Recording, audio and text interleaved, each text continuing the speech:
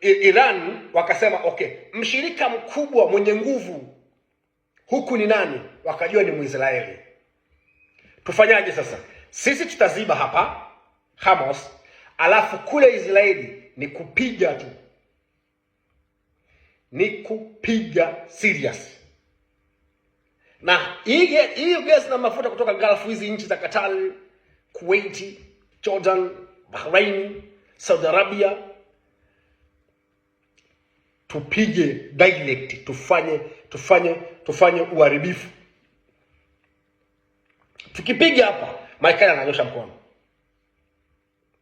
Kumbuka mwanzoni mwa vita vinaanza tarehe 26, kabla ya mavamizi ya tarehe 28, Marekani aliweka bajeti ya bilioni 500 kuisambaratisha Iran ndani ya siku 5, kila siku moja bilioni 100. Ndio ilikuwa plani ya White House na Pentagon. Ribak ya Iran imeingiza hasara Marekani. Leo hii Pentagon wanaombewa waongeze. Kwanza walidai trilioni 1. Congress ikakataa, ikasaini 500.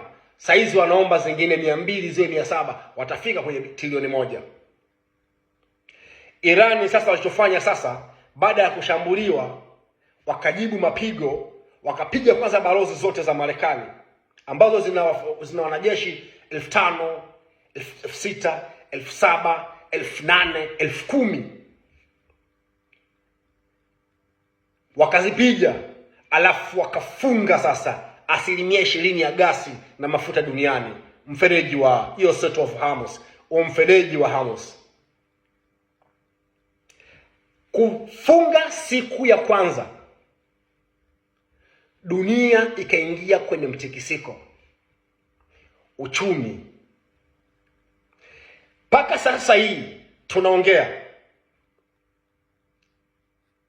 Qatar ambao ndio mzalishaji mkubwa wa gesi na mafuta duniani, kampuni yao hiyo ya Qatar Energy Liquid Field Natural Gas, project kubwa ambao wao walikuwa wanaitegemea, waliwekeza zaidi ya bilioni 20 ya dola, imeharibiwa 17%. CEO, mkurugenzi wa kampuni hiyo, Saad Al-Kaabi, anasema hivi: uharibifu uliofanywa na Iran unaweza ukachukua muda wa miaka zaidi ya 5 kurekebisha na kurudi kwenye the normal nature, kwenye hali yao ya kawaida. Itawachukua zaidi ya miaka 5. Imepunguza ufanisi wa ufanyaji wa kazi zaidi ya 40%. Wamesimamisha kutransport gas na mafuta 60%. Meli ambazo ziko kwenye mfereji wa Hormuz zinazidi zaidi ya meli 500. Na Iran katoa ripoti kwamba zile meli sisi tunazilinda, lazima zilipwe. Lazima meli zitoe fedha ya kulinda. Nchi Ulaya, waathirika wa kwanza ambao wanategemea gas na mafuta kutoka huko, baada ya kumwekea sanction, vikwazo vingi, Russia anakakata gas 2022, akaanza kumuuzia Muhindi, wao wanateseka sana. Wanateseka sana. Vikao vinafanyika kila siku kuhakikisha kwamba Muirani anatulia, sio kumvamia. Sio, sikiliza, Ulaya iko busy kukaa kwenye vikao kumbembeleza Muirani aweze ceasefire, kwa sababu maisha imepanda zaidi. Jana nilikwambia Uingereza mafuta imepanda 140%. Haijawahi kutokea. Hapa Iran ameshika roho ya uchumi wa dunia. Iran ndio yuko na nguvu ya uchumi saizi duniani. Iran akiamua aanzishe mtikisiko wa uchumi duniani, Iran anao. Jipya limetokea.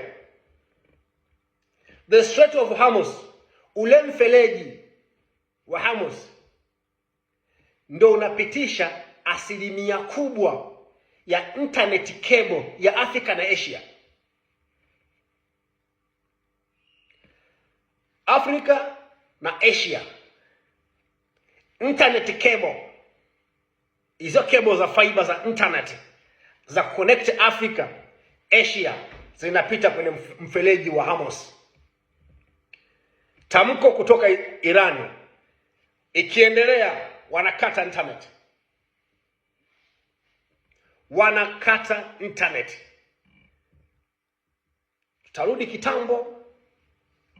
Tutarudi enzi za kitambo. Uzalishaji wa mafuta na gas Saudi Arabia off today. Hawazalishi kitu saizi Saudi Arabia off today. Kuwait off today. Bahrain shut down.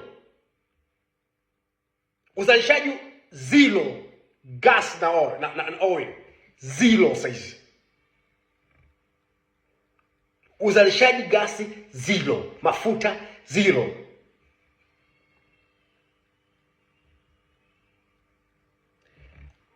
United Arab Emirates uzalishaji 70%, almost to be shut down. 70% umeshuka uzalishaji wa gasi na mafuta Arab Emirates. Sasa utaona jinsi gani mafuta na gasi ndio tegemezi la uchumi duniani. Iran ameshika roho ya uchumi duniani. Vita hivi vikiendelea, tombe Mungu viishe. Ndio maana unaona Marekani amekuwa mpole. Achana na hizi ngenge, maneno ya mtaani, achana na hizo social media. Achana na maneno ya mtu kuongea, nenda kwenye reality. Huyo Joe Kante, mkurugenzi wa kitengo cha ujasusi cha Marekani, amelizaini jana. FBI wako naye. Kwa nini ujiuzuru katikati ya vita? Inaonekana wewe una link the security information za Marekani kwa maadui, ama wewe ni sleepers cell. Sleepers cell ni watu ambao wamepandikizwa, wanafanya kazi Marekani lakini wanawafanyia kazi Iran. Ndio maana Iran walisema tunaenda kuset on our sleepers cells, watu wetu undercover. Ama na wewe ni mmoja wao. Akasema mimi nilimwambia Trump achane na hii vita, tutuingize sisi hasara, hatuna faida nayo, hii vita ni ya Israeli. Ndio maana unaona Trump anamlaumu mshirika wake Israeli kushambulia vyanzo vya mafuta vya Iran uko South Pass gas field bila kumtaarifu. Does it make sense? Inaingia kilini? Israeli inasema wao wameshambulia kwa sababu ya kuona Iran inashambulia sana. Tel Aviv saizi Tel Aviv. Achana na ripoti ya watu 14, 17 ndio wamekufa. Achana hizo story. Tel Aviv ukiona na picha ya Gaza, no difference. No difference. Umesikia Marekani imekwambia mapokezi ya